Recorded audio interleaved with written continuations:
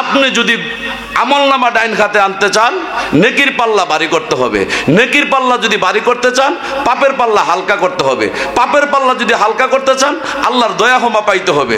আল্লাহর দয়া ক্ষমা যদি পাইতে চান, মুমিনত্ব লাভ করতে হবে। যদি মুমিনত্ব পাইতে চান, আপনি নবীর অনুসারী হইতে হবে। যদি নবীর অনুসারী হইতে চান, ইবলিশের অনুসরণ ছেড়ে দিতে হবে। আর যদি ইবলিশের অনুসরণ ছেড়ে দিতে হয়, তাইলে আপনি একজন গুরুর কাছে আত্মসমর্পণ করতে হবে। আজকে যে গ্রামে এসেছি, কাকনহাটি গ্রাম, এখানে যারা উপস্থিত আছেন, আমি আপনাদের ছেলের মতো, কারোর ভাইয়ের মতো। আসলে আমি বক্তা নয়,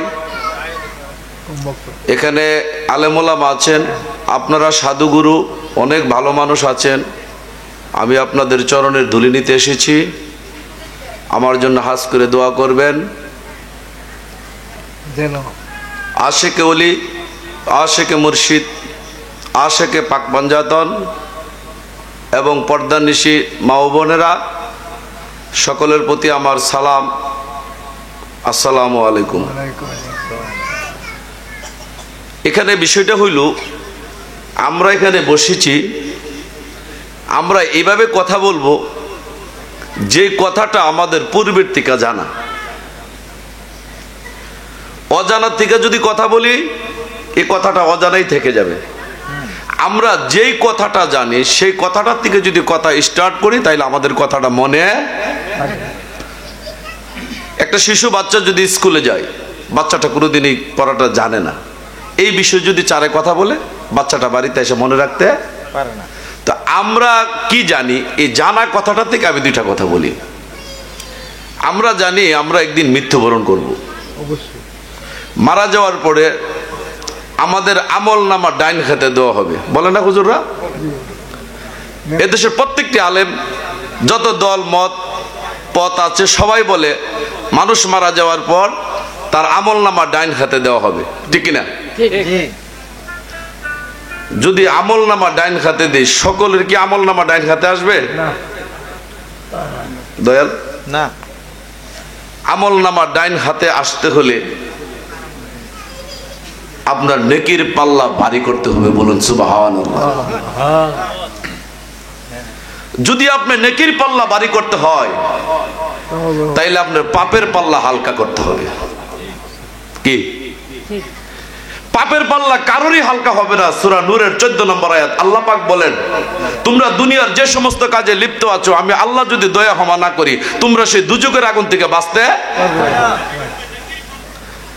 তাইলে আপনি পাপের পাল্লা হালকা করতে হইলে আল্লাহর দয়া হবার দরকার। যদি পাপের পাল্লা হালকা করতে চান, আল্লাহ পাক বলে দিলেন, আমি একমাত্র সূরা বাকারার 257 নম্বর আয়াত খুলে দেখুন, আমি মুমিনের জিম্বা জামিনদার হয়ে গেছি, মুমিন ব্যতিরেকে কারো গুনাহ আমি আল্লাহ মাফ করি না। তাইলে যদি আপনি ডাইন খাতে আমল নামা আনতে চান, নেকির পাল্লা ভারী করতে হবে।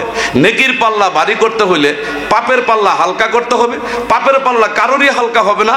সূরা নূরের 14 নম্বর আয়াত, আমি আল্লাহ বলে দিতেছি, তোমরা দুনিয়ার যে সমস্ত কাজে লিপ্ত আছো, আমি আল্লাহ যদি দয়া ক্ষমা না করি, তোমরা কোনোদিন মুমিন হইতে পারবে না। আমরা যদি পাপের পাল্লা হালকা করতে হয়, তাইলে আল্লাহর দয়া ক্ষমার দরকার। আর আল্লাহর দয়া ক্ষমা পাইতে হলে আমরা কি করতে হবে? মুমিনত্ব লাভ করতে। আর যদি মুমিনত্ব লাভ করতে চান, তাইলে নবীর অনুসারী হওয়া দরকার। কি আমার কথা কি বুঝেন? আমি এলাকার নতুন আসছি। যদি আপনি মুমিনত্ব লাভ করতে চান, তাইলে নবীর অনুসারী। আর যদি নবীর অনুসারী হইতে চান, আপনার ইবলিশের অনুসরণ ছেড়ে দেওয়া। আর যদি ইবলিশের অনুসরণ ছেড়ে দিতে চান, ইবলিশ যে কর্ম করে না, সেই কর্মটা আপনি আগে করা দরকার। তাইলে ইবলিশ কি কর্ম করে না? ইবলিশ আল্লাহ মানে, কোরআন মানে, হাদিস মানে, নামাজ মানে, রোজা মানে, হজ মানে, যাকাত মানে, 27 মানে, সর্ববরাত মানে, সবকিছু মানে, টুপি, জুব্বা, আবাকাবা, পর্দা পশিদা সব মানে, শুধু একমাত্র মানে না, আদমের ভিতরে আছে আল্লাহ। আদমের ভিতরে আপনি যদি আমলনামা ডাইন খাতে আনতে চান, নেকির পাল্লা ভারী করতে হবে।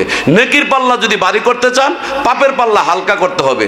পাপের পাল্লা যদি হালকা করতে চান, আল্লাহর দয়া ক্ষমা পাইতে হবে। আল্লাহর দয়া ক্ষমা যদি পাইতে চান, মুমিনত্ব লাভ করতে হবে। যদি মুমিনত্ব পাইতে চান, আপনি নবীর অনুসারী হইতে হবে।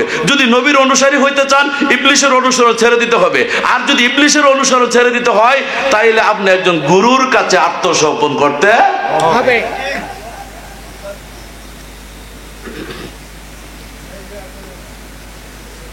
তাইলে গুরুর কাছে আত্মসমর্পণ করলে আমার কি হবে? আমি ইবলিশ থেকে পরিত্রাণ পাবো। ইবলিশ থেকে পরিত্রাণ পাওয়ার জন্য আল্লাহ পাক বলে দিলেন কোরআনের সূরা শুআরার 19 পারা 89 নম্বর আয়াত, ইল্লা মান আতাল্লাহ বিকালবি সালিম।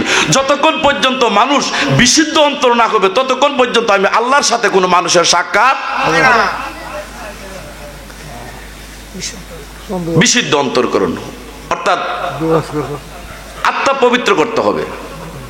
যদি আপনি আত্মা পবিত্র করতে চান, আগে আত্মাটা যে অপবিত্র, এই অপবিত্রটাকে বুঝতে হবে। যদি অপবিত্র বুঝতে পারেন, তাইলে পবিত্রতা অর্জন করতে পারবেন।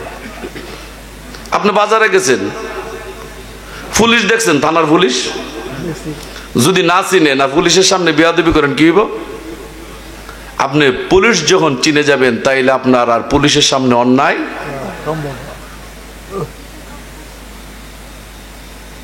আপনি যদি পবিত্র হইতে চান, বিশুদ্ধ অন্তরকরণ হইতে চান, পবিত্র হইতে গেলে অপবিত্র বস্তুটাকে আগে আপনার চিনতে হবে।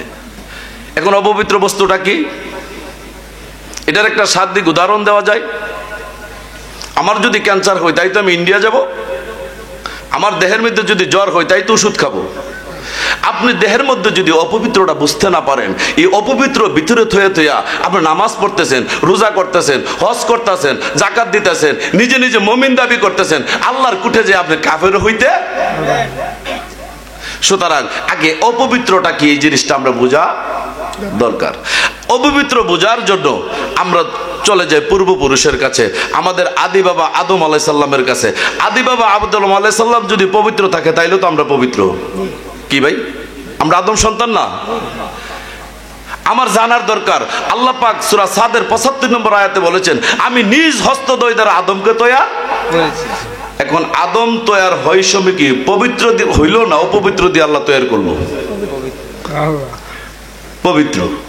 আর যদি আদম আলাইহিস সালাম পবিত্র না হইতো, কোরআনের মধ্যে বারংবার আয়াত আসছে, ওয়াসজুদু লি আদমা, আদমের নিমিত্তে সিজদা করো। ফেরেশতারা অপবিত্র আদমকে কোনোদিন সিজদা করতো না। ফেরেশতারা সিজদাই প্রমাণ করে আদম পবিত্র ছিল। আমাদেরকে কেন অপবিত্র পবিত্রতা হওয়ার জন্য আল্লাহ বলল? আমার কথা বুঝেন নাই? আমাদের আদি বাবা যদি পবিত্র হয়, আল্লাহ যদি পবিত্রভাবে তৈরি করে, পবিত্র ফেরেশতা দিয়ে যদি সিজদা করাই থাকে, তাহলে আমাদের আদি বাবা তো পবিত্রই ছিল। পবিত্র আদি বাবার সন্তান আমরা, আমাদেরকে কেন আল্লাহ পবিত্র হইতে বলেছেন? তাইলে নিশ্চয়ই এখানে একটা রহস্য আছে। চলে যাই আমরা সূরা আহজাবের 172 নম্বর আয়াত। আল্লাহ পাক বললেন, তোমরা যখন আদমের পৃষ্ঠে ছিলে, আদমের পৃষ্ঠ থেকে যখন তোমাদেরকে বাহির করা হলো, সেদিন আমি আল্লাহ জিজ্ঞাসা করেছিলাম, আলাস্তু বি রাব্বিকুম, আমি কি তোমাদের প্রভু নই কি? সেদিন আমরা বলেছিলাম, ইল্লা রাব্বি কালু বালা, তুমি ছাড়া আমরা আর কেউ। আল্লাহ কয়, সমস্ত সৃষ্টির একসাথে করে জিজ্ঞাসা করলাম, আমি তোমাদের রব কিনা? সমস্ত সৃষ্টি স্বীকার করলো আমি রব। আমি যখন দুনিয়াটা বানাই, তখন আমি বেহেশত বানাইছি, দুজকও বানাইছি। সবাই যেইভাবে আমার স্বীকার করছে, ওখানে এইভাবে তো সবই ভালো। এই ভালো মানুষ তো আমি দুজকও দিতে পারবো না। আমি দুজক খালি রাখাম কিভাবে? আমি তো দুজক বানাইছি। জগতের মানুষ যদি কিছু না বলে, হাসরের ময়দানে ইবলিশ তো আল্লাহরে ছাড় দিবে না। আল্লাহ কয়, আমি ব্যস্ত বানাইছি, দুজকও বানাইছি। যখন আমাকে স্বীকার করতে বলেছি, সকল মানুষ সৃষ্টি আমাকে স্বীকার করেছে। আমি এই ভালো মানুষ বা ভালো কিছু, এই ভালো মানুষগুলির ধরে তো আমি দুজকও দিতে পারি না। যদি দেই, আমার আল্লাহই তো থাকে না। আল্লাহ ভাবলেন, আমি এর ভিতরে তাদের প্রেমটা একটু পরীক্ষা করা দরকার। আল্লাহ পাক বললেন, তোমরা যে আমাকে ভালোবাসো, সকলে মিললে আমার নামে ওজিফা করো, সুবহানাল্লাহ সুবহানাল্লাহ সুবহানাল্লাহ সুবহানাল্লাহ ওজিফা করো। সূরা রাদের 1 নম্বর আয়াত খুলে দেখুন, আসমান জমিনে যা কিছু আছে ইচ্ছায় অনিচ্ছায় সেদিন আল্লাহর নামের আমরা ওজিফা করেছিলাম। আল্লাহ কই না হুদা ওজিফা করেছে, আরো দেখি কিছু করে কিনা। আল্লাহ বলেন তোমরা সকলে আমার নামের অনুগত্য স্বীকার করো। সূরা ইমরানের 83 নম্বর আয়াত খুলে দেখুন, আসমান জমিনে যা কিছু আছে ইচ্ছায় অনিচ্ছায় সেদিন আমরা আল্লাহ পাকের অনুগত্য। আল্লাহ কই দুইটা বন্দেগী হইল, আরেকটা করা দরকার। তোমরা যারা আছো আমার নামের তসবিহ পাঠ করো। সেদিন আমরা তসবিহ পাঠ করেছিল।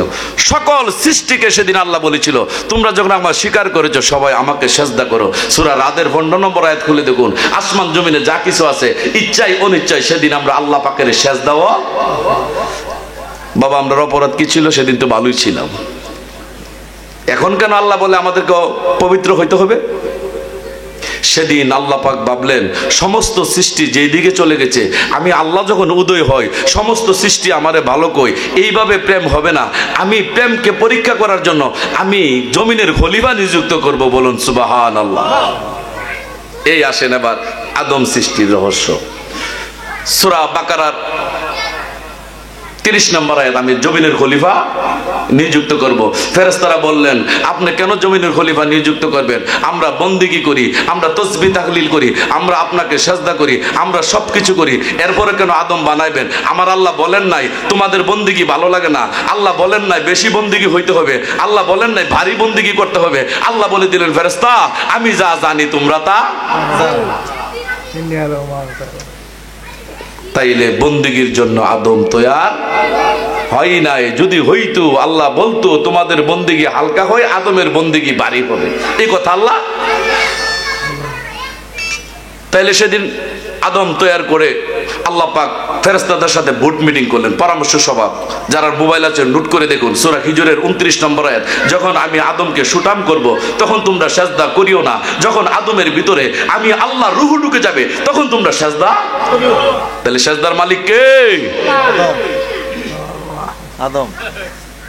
আল্লাহ পাক বলে দিলেন সূরা জিনের 18 নম্বর আয়াত, আনাল মাসজিদু লিল্লাহি, সকল সেজদার মালিক আমি আল্লাহ। সূরা জুমার 3 নম্বর আয়াত, আল্লাহ লিল্লাহি দীনু হালিসুন, 100% দিনের ব্যাপারে আমি আল্লাহ পাবো। আল্লাহ তোমার কাছে জানতে চাই তুমি কেন বলো আদমকে সেজদা করার জন্য? সেজদার মালিক তো তুমি। আল্লাহ কয় আদমের চেহারাটা হইল আমার। সূরা ইনফিতরের 8 নম্বর আয়াত খুলে দেখো, ফি আইয়ুসরতিহি মা শারাকা বাকা, আদমকে তৈয়ার করেছি আমার নিজ আকৃতিতে। সূরা 3-এর 4 নম্বর আয়াত খুলে দেখো, সূরা আনফালের 17 নম্বর আয়াত খুলে দেখো, রাসূল যখন পাথর নিক্ষেপ করে সেই পাথরগুলি রাসূল নিক্ষেপ করে নাই, যে পাথরগুলি নিক্ষেপ করেছিল আল্লাহ কয় স্বয়ং আমি আল্লাহ নিক্ষেপ করেছিলাম। রাসূল পাথর মারলে যদি আল্লাহর মারা হয় তাইলে রাসূলের ভিতরে আল্লাহ সক্রিয় আছে। আদমের ভিতরে লুকাইয়া যখন বলল ওয়াসজুদু লি আদামা, আদমের নিম্মিতে সেজদা করো, সব করলো একজন। এর আগে দল ছিল কয়টা? কখন হয়েছে কয়টা? একটা করেছিল, আরেকটা কোন দল পাইছেন তো? দুইটা দুজকি দল পাইছেন তো। আমি জানতে চাই সেজদার মালিক যদি আল্লাহ হয়, আল্লাহ যে আদমরে সেজদা করেন শিরক হইল না? ওরে নিজের হাতে নিজ সুরতে বানায়াছে কাবা ঘর, কাবাতে থাকে পড়ুয়ার গো, কাবাতে থাকে পড়ুয়ার। আরে শুধু মানুষ কেউ যাইও না, ওই না কাবার কাছে সেজদা দিতে যাইয়া তোমার শিরক হইতে পারে। আমি তো গান জানি না রে বাবা। তাইলে সেদিন ইবলিস সেজদা করে নাই। আল্লাহ পাক জিজ্ঞাসা করলো, হে ইবলিস তোমাকে কে সেজদা করতে নিষেধ করেছে? সূরা সাদের 72 নম্বর আয়াত খুলে দেখুন। ইবলিস বলল আমার চোখের সামনে পচা নর্দমে ঠনঠনে মাটি দ্বারা যাকে বানাইলে তাকে আমি সেজদা করতে। আমি যখন ক্লাস 8-9-এ পড়তাম, 5 ওয়াক্ত নামাজ পড়তাম, আপনাদের মতো মুরব্বিরে জিজ্ঞাসা করতাম বাবা মূলত ধর্মটা কি বাবা বলো? মসজিদের ইমাম সাহেবকে আমি জিজ্ঞাসা করতাম মূলত ধর্মটা কি?